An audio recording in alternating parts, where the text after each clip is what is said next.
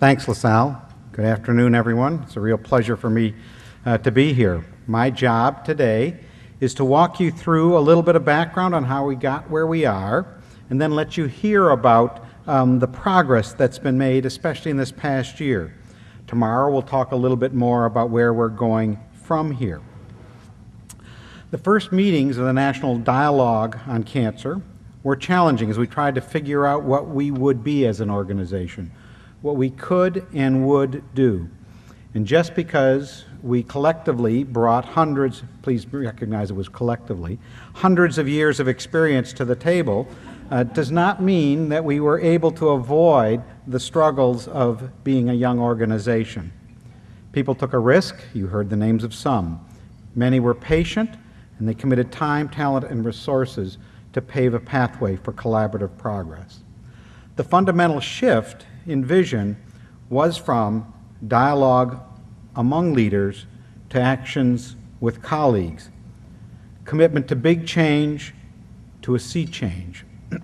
Teams, work groups, advisory committees have tackled multiple issues and to find solutions that were elegant enough, simple enough, and broad enough, well-rounded enough to address the needs of many different organizations that were part of sea change and across the continuum of cancer prevention through caring.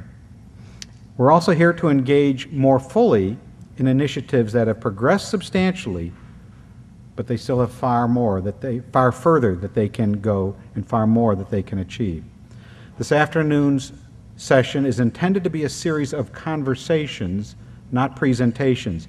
It is dialogue that brought us together and has shaped our thinking around specific challenges facing people at risk for and living with cancer.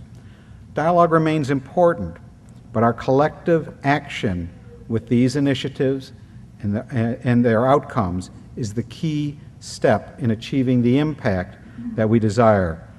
These concepts are embodied in our mission to leverage the expertise and resources of our members, not only to develop solutions, but disseminate them, implement them, and advocate for them.